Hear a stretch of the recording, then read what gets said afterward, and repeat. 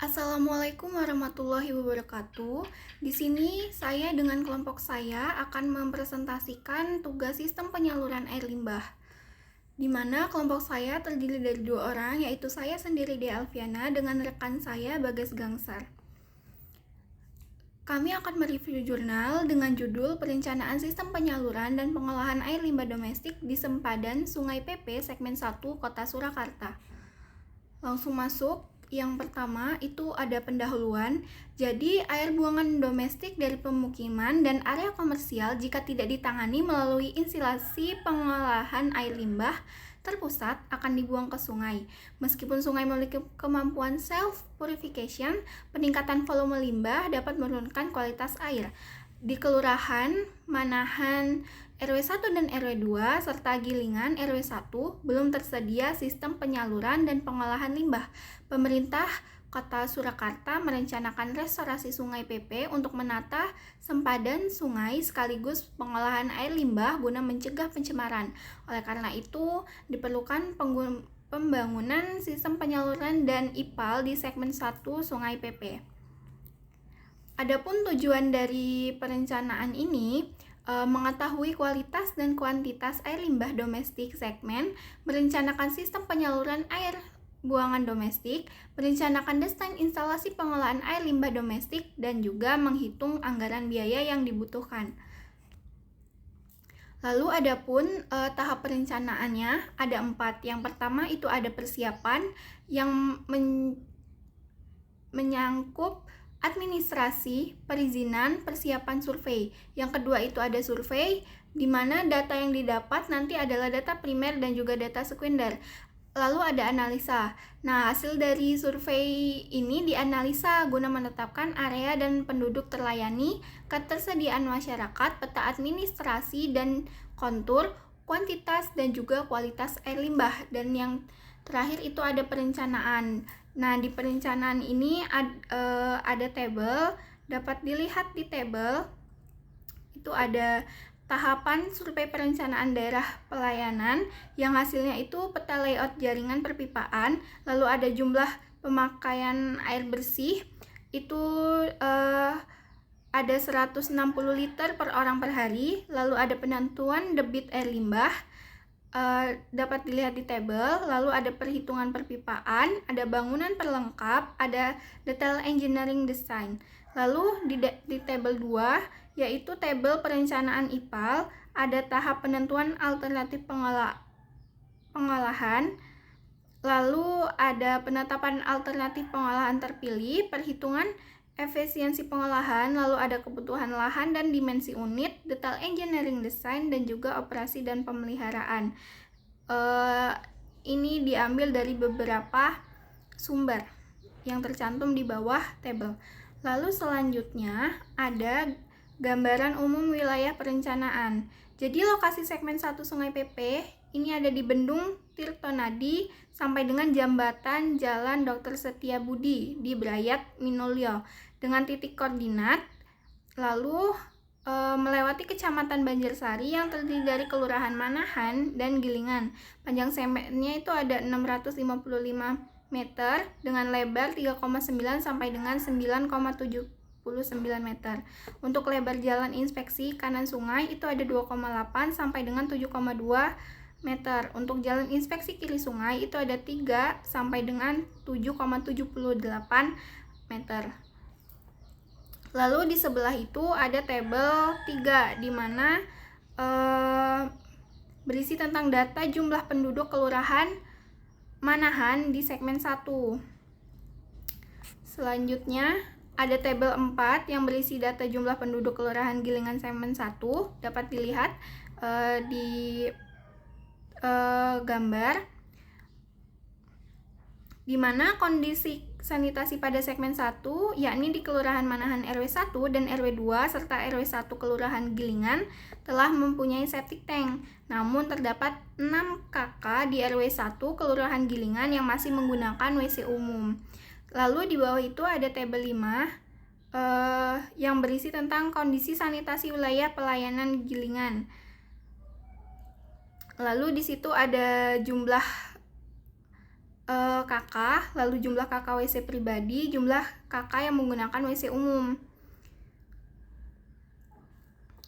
Selanjutnya ada hasil dan pembahasan. Ada beberapa tabel yang bisa dilihat. Yang tabel pertama itu ada hasil uji titik saluran 1, ada tabel hasil uji titik saluran 2, dan juga hasil uji titik saluran 3. Nah, pengujian kualitas air limbah ini dilakukan di Laboratorium Teknik Lingkungan Undip, kemudian dibandingkan dengan baku mutu Perda Jawa Tengah nomor 5 tahun 2012. Di tabel 6 hasil uji titik 1 menyatakan bahwa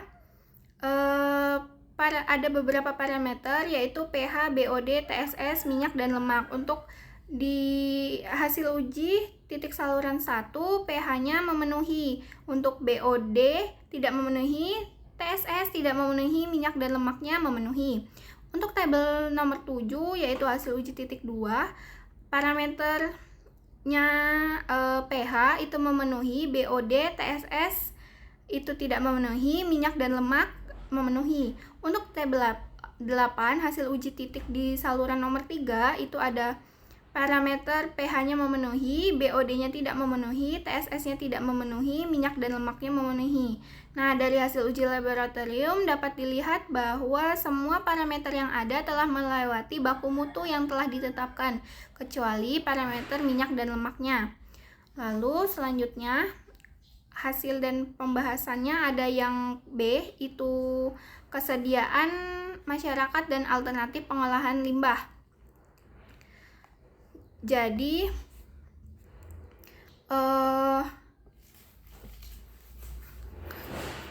yang pertama, pilihan utamanya mayoritas masyarakat yaitu 69,4% memilih opsi ya, bersedia dengan arahan dan bimbingan pemerintah sebagai bentuk keterlibatan masyarakat dalam rencana penyaluran dan pengolahan air buangan. Lalu yang kedua, ada alternatif lain. Sebagian kecil masyarakat memilih ya, bersedia dengan mandiri dengan nilai total inkonsistensinya sebesar 0,05.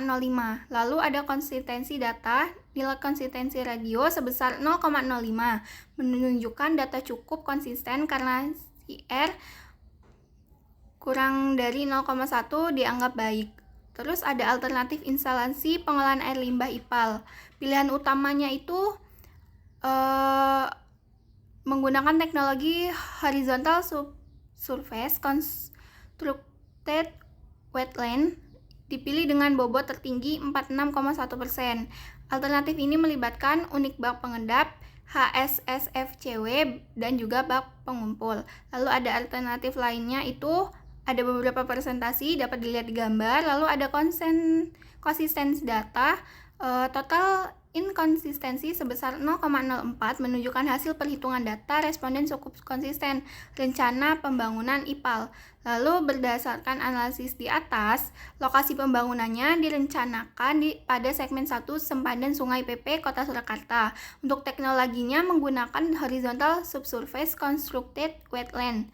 Lalu implementasinya, sistem pengolahan akan dibagi-bagi sesuai jalur pelayanan dan ditempatkan di sempadan sungai. Untuk selanjutnya akan dijelaskan oleh rekan saya, Bagas Gangsar. Kita masuk ke materi selanjutnya, yaitu penyaluran air buangan. Penyaluran air buangan pada segmen 1 Sungai PP dirancang menggunakan sistem offsite dengan sistem small bore sewage. Berikut detailnya. Total panjang jaringan saluran yang direncanakan adalah 3,1 km. Lalu kecepatan aktual viril pada jaringan pipa berada di kisaran 0,8 sampai 1,5 meter second. Kemiringan slope. Kemiringan saluran bervariasi antara 0,5 sampai 2% sesuai topografi wilayah. Lalu ada bangunan pelengkap, yaitu terdapat beberapa jenis manhole atau lubang inspeksi dan jumlah yang dirancang, yaitu manhole awal clean out ada 20 buah, manhole lurus 9 buah, manhole belokan 9 buah, lalu manhole TEE 11 buah, lalu drop manhole ada 7 buah. Lalu ada D, instalasi pengelolaan air limbah.